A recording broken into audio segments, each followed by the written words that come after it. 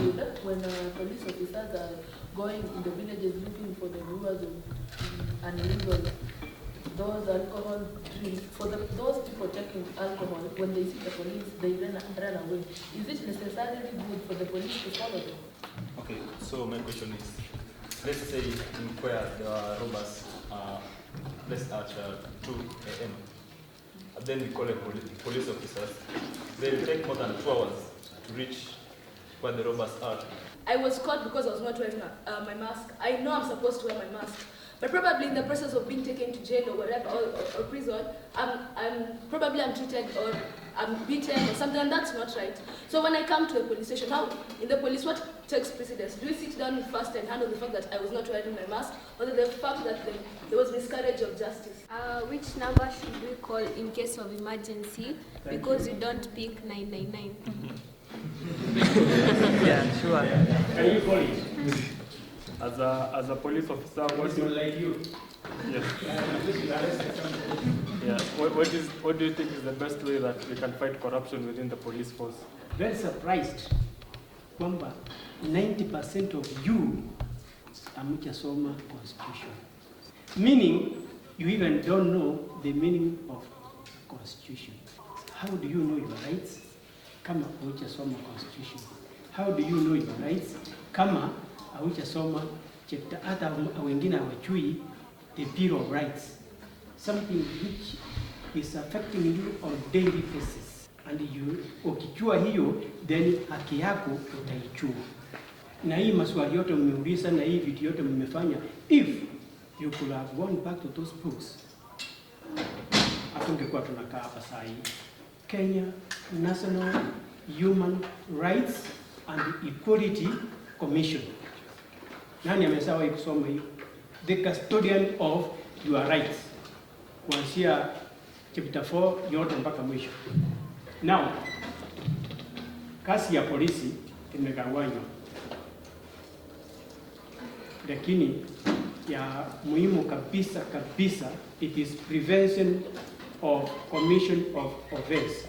Because if we can be able to prevent the commission of these offenses, then everything itakuwa sawa.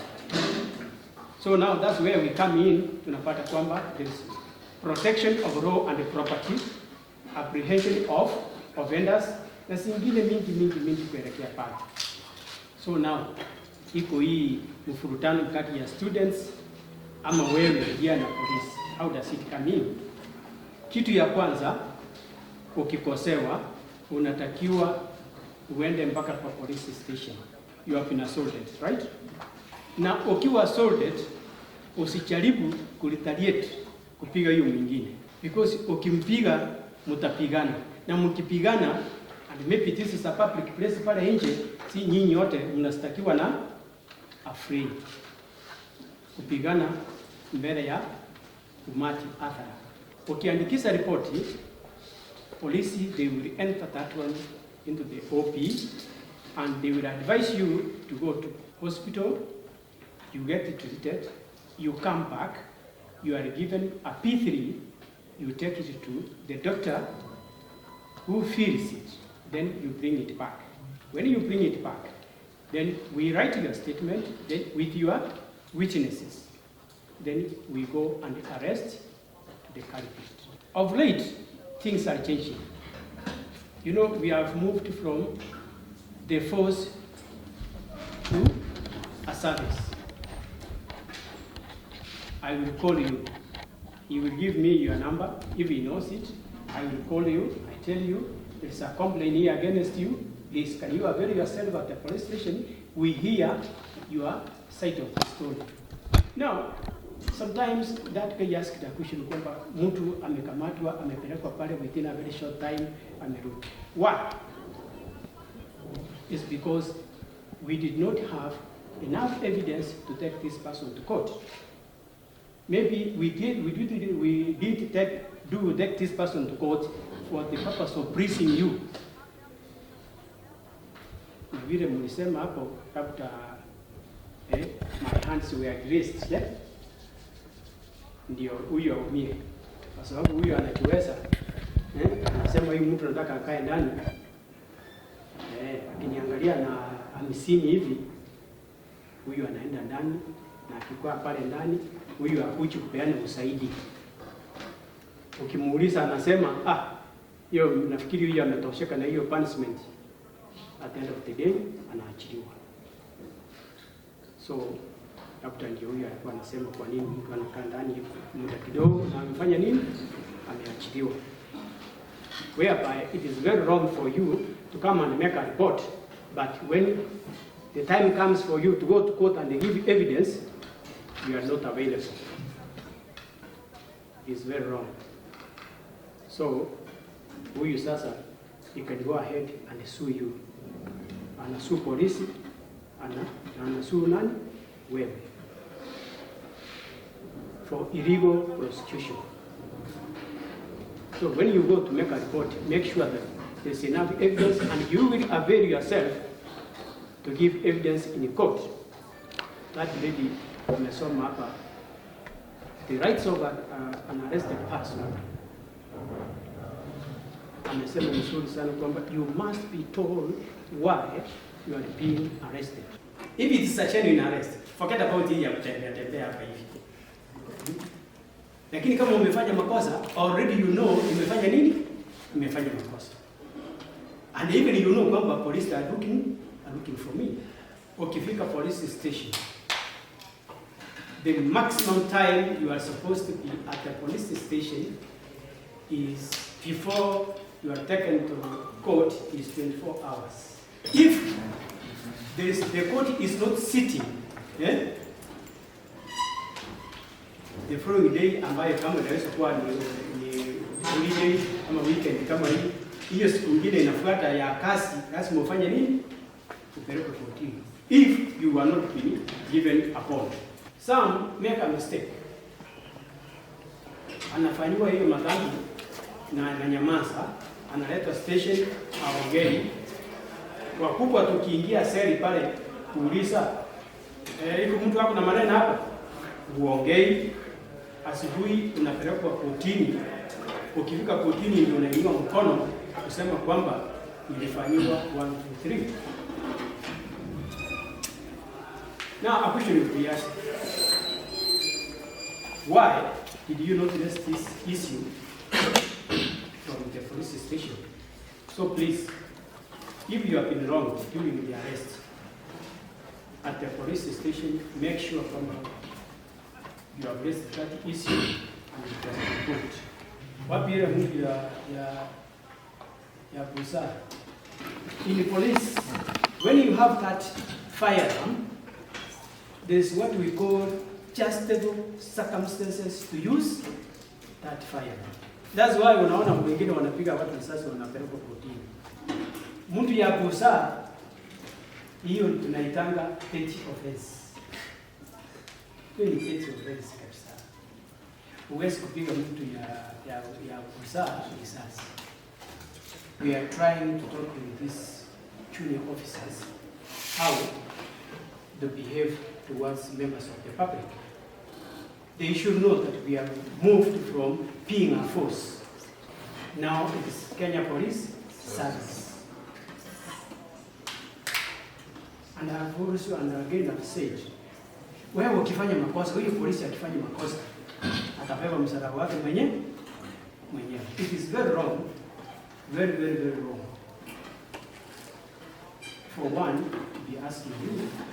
We are being paid.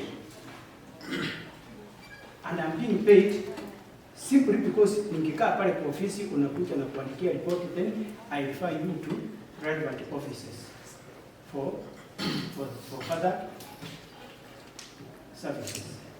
As simple as that. There is a policeman. I think these guys were three. Now they were mistreating a certain guy. They were very brutal to the guy. So there was another person who was watching the scene. So he decided to take the video. When the three policemen noticed, they went, they took the phone of the guy, they even dealt with him, and they also spoiled the phone.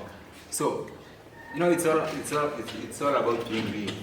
Let's be genuine. Let's be genuine. Yeah, that's what I agree with that one. But the question is, at the end of the day, what did that guy do?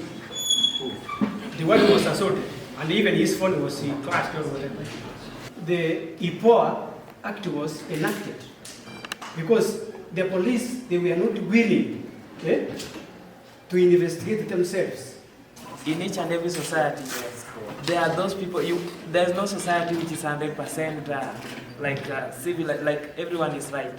I think even in that police station, there are those bad police officers and the good ones. So we should not generalize. Yes, there are those bad ones, but there are still the good ones. So on the same, what you should tell us is how are you as police officers, how are you trying to change these bad police officers to be good? Yeah. No, about hii kitu ya kuwekelewa, tumewekewa. Wale wengine sisi tumekaa kwa hii kasi kwa miaka, I can easily tell kwamba huyu mtu anafuta pale. Na huyu mimi najua maneno yake kawaida, akienda kukamata watu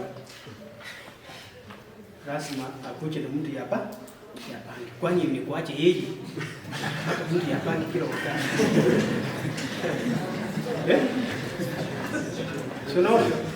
So you can come there, you explain yourself mpaka kweli inaonekana hii ni bangi ya kuwekea. Naona like now ukikuja pale umepatikana na bangi umewekwa pale hivi, then you just keep quiet. Ukiulizwa kitu unanyamaza tu. Si unaona kweli wewe ulikuwa na bangi? Lakini ukifika pale unakaa fahamu, unasema hapana, hii mimi sikuwa nafuta bangi, mimi sifutangi bangi. Wewe nini? Hata unapigia hata wasasi yako tutapigia simu, wanasema what? Hiyo hapana. Hiyo hapana. Even your police pale wakikuja wanasema kama ni fulani, hiyo tungesema hiyo ni sawa. Lakini huyu, so it is difficult but we always try. Interrogation. Hiyo vitu, there's a procedure. There's a procedure that who is supposed to interrogate you and take your statement. Like me, I'm not allowed by law to take your statement under inquiry. It is chief inspectors and above, and it must be under oath. And there's a cautionary. Before I start writing that statement, because it will be one of the experts that you have given a confession. There is a cautionary, and the cautionary says you are not obliged to say anything unless you wish to do so, but whatever you say will be written down and be produced as evidence against. Are you getting it? You are not obliged to say anything, but whatever you say will be written down, and the word here is may be given as evidence against. So when you have given you such a question, it is upon you now to know whether you will go ahead and tell me the story. Vile mliiba, vile mlifanya nini. Because now, you have seen some of these cases where we have an accused person. Accused person, after some stage, this person turns and becomes a state witness. Police have gone a step ahead. They have employed what we are calling counselors.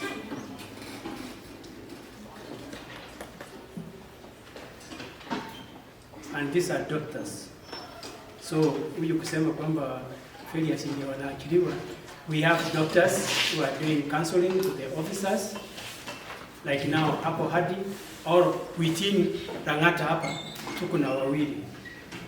So when we have any problem, tukiona mtu ameanza exhibit some mental problem ya mtu, we always refer to, so call the officer, anakuja, anamfanyia counseling, anaita familia, ama anaenda huko, anafanyia counseling, mpaka we see officers wasiache kujitoa uhai. Na ubaya wanajitoa uhai mpaka wanatoa mpaka watoto mpaka akina mama who are the innocent. So something is being done about that one, and I hope tukiwa that na mental stability, we will not kuwapiga marungu hapa na pale. Otherwise, I hope fika kikomo